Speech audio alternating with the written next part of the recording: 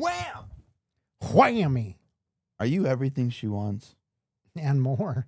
Dang. You know what I mean? My boy's got it all over here. Yeah, I'm the full package. Yep. And do you know who else has it all? Who? George Michael. Yes, he does. I actually never heard Wham except the Christmas song, but I Mhm. do know from you guys that George Michael is a part of Wham. Yeah. How freaking interesting. Because we So love George interesting. Michael. We love George Michael on this channel. How much do you love George Michael? Uh, You did say that he was one of the most handsome men ever. thinking about exist. him, I have to do this. That's Yeah, how this much I is- love him. Yeah. Just kidding. No, but he's a very handsome, beautiful man, and his voice is amazing, and his songwriting is just outstanding. So I'm really excited to hear this. But I have to know, like, who else is in Wham? Is there anybody else notable that I would know?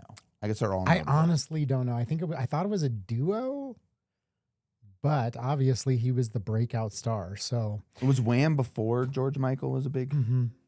yes, that came first, Oh. and then he went on to a solo career. I, for some reason, thought It I was the had other the way around? impression that it was some sort of like super group that Okay. formed of Like the first boy band. well, you know, how, like we have like the Traveling Wilburys or Mhm. the Highwaymen or all Mhm. these. You know, I assumed it was something like Like that. the Wu-Tang Clan. Mm-hmm. Yeah. This is just a super group. There you go. In sync. Yes, but hey, before we start, I'm Paper Chase, And it's the one and only Diamond Don Juan, and we are back with another reaction just for you. and without further ado, Wham!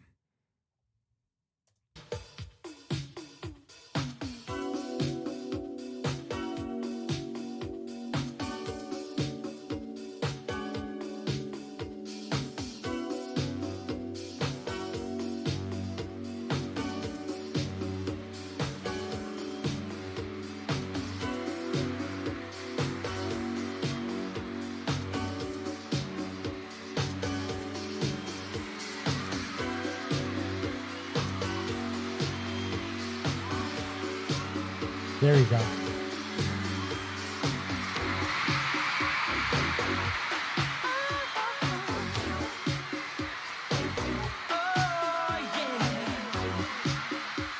Man.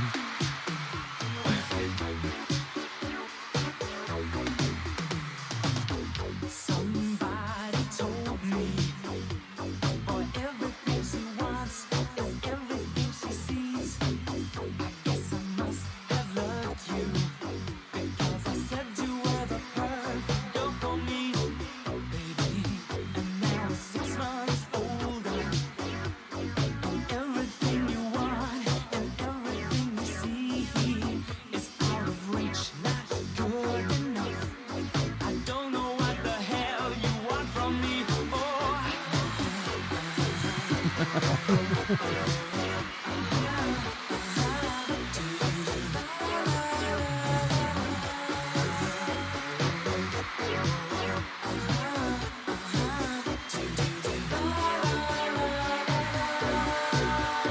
Somebody tell me why I work so hard for you. To give you money.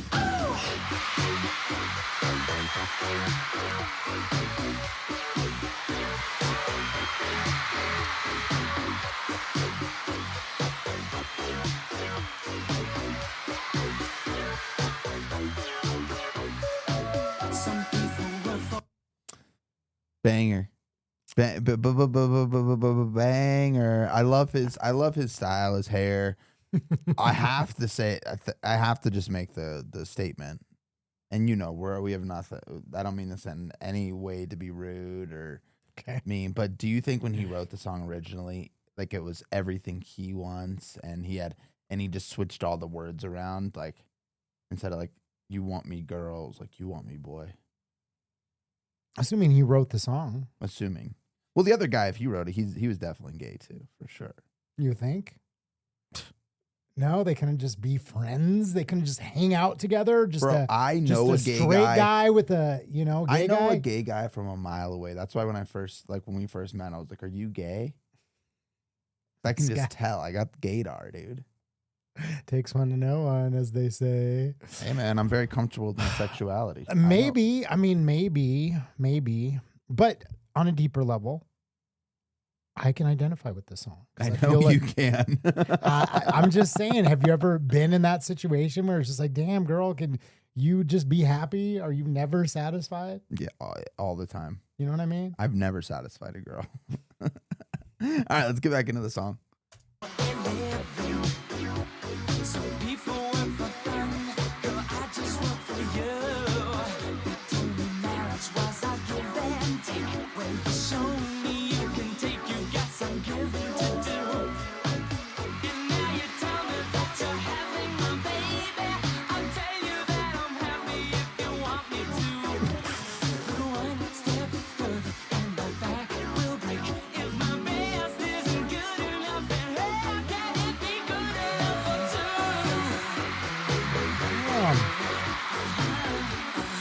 Damn.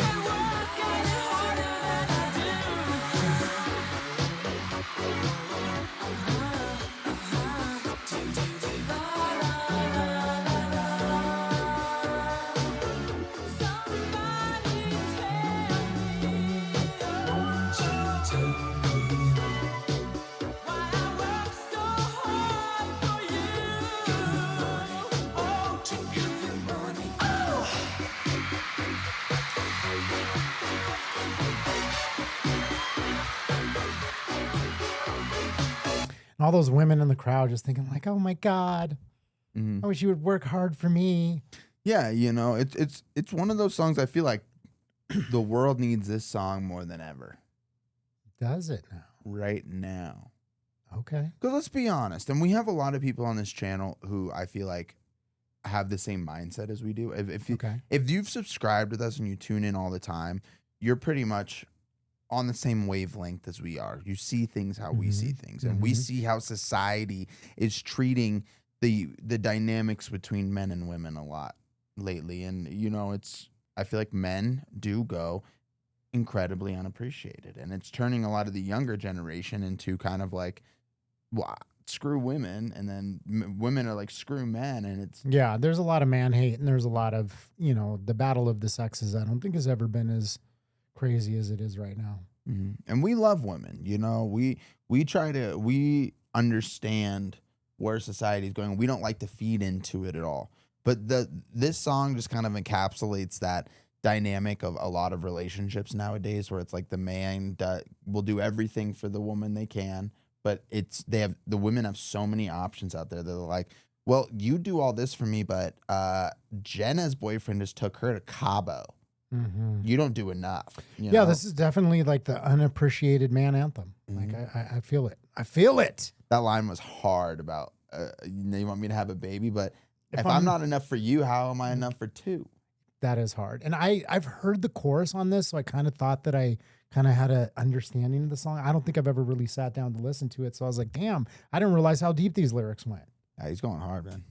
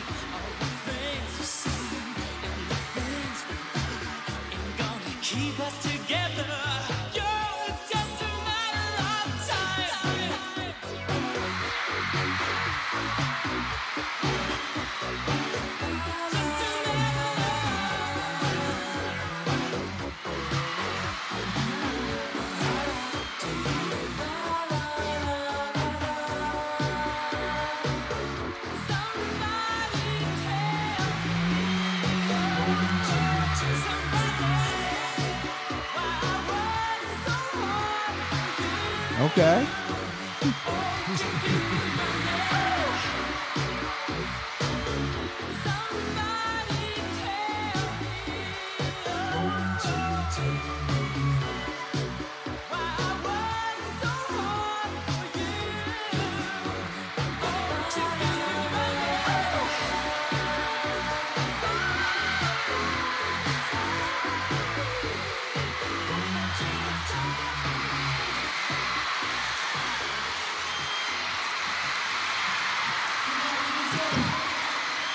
Damn, what a crowd.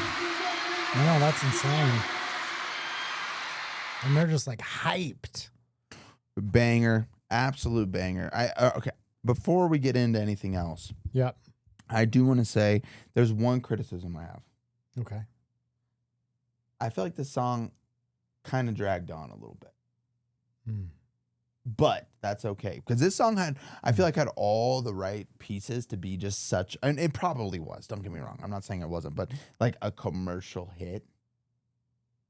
And it was like 6.5 minutes. That's crazy. No, I think it was a huge hit for him. Look at that crowd. No, of course it was a huge It's like hit for upbeat. him. It's one of those songs where it's interesting because it's like the vibe of the song is upbeat, but then the lyrics are like definitely like, I don't want to say darker, but just a little bit more intense than I feel like the general vibe of the song. Yeah, they had a really good, way to lay out the subject matter, because it is one of those things that it could have turned very dark. Mm-hmm. Like things like a song like this could have turned very dark, but it kept it like poppy. It kept it understanding, and clearly, I mean, it looks like their main demographic and audience is women. Yeah, that's what's so wild about it. Yeah, when I think like a lot of women can relate to music like this and understand it and see that. Hopefully they were just like, damn, I gotta appreciate my man and all the hard work he puts in. Well, I've been seeing some comments on our page lately that I don't remember what video it was we did, but we were talking pretty similarly about the dynamics of datings and relationships nowadays. And there was a couple comments. There was a lady, she said that she was dating in the 70s and 80s, and she was like, man, back then we appreciated men so much and what they did for us and how they provided. And now she's like, I see my son who's the same age as I was back then, and it's like, and all these girls just like taking advantage of him, disrespecting him, and it just makes me very sad the way that this society is going. So I think there are a lot of women out there who understand that, as long as you're not so wrapped up in social media and all these fallacies of life that aren't even true. Well, there's two things. We both actually know a lot of women, and we get to see their conversations behind the scenes, and it's two-sided, but there is like definitely something that seems a little bit more transactional now as far as like, what am I going to get out of this relationship specifically on both sides? That it's like, hey, we're going to treat this almost like a business deal. And it's going to be like, here's the terms. I want this, this, and this, but then on the other hand, there's something about this song that it just makes me feel like, hey, it's just universal. Like this song was written in the 80s. So it's whatever, 40 years ago that this song was written, maybe close to 50 at this point. Like, and some of the themes are still relevant today. Like, I feel like this was my last relationship. A lot of this, I felt this way, and it takes two to tango. So I just want to be very clear on that, and not say that I'm completely innocent, but that's how I felt. I was just like, I work hard for this relationship. I feel like, you don't really appreciate that. And then at a certain point, I'm like, why am I even trying? And then she sees like, oh, you're not trying. Then it just like kind of chills, and you stop fighting for the relationship and trying to make it work, because it's like, what's the point? Like the work that I'm doing is not appreciated. So in that sense, like I identify with the song, and it's kind of interesting because it's like, damn, here we are 40 years later, and some things never change. Yeah, I think I agree with everything you're saying. I think too, like, I don't know if George Michael wrote this song. I did hear that he did write Careless Whisper. Okay. And that just shows we haven't done a lot of George Michael. We've done a few songs. We did, but it just seems like all of his subject matter is a little bit more risque. Like he talks about the real. Let's look up and see if he wrote it. Okay. Because that is something that's curious, because the songwriting on this is very good.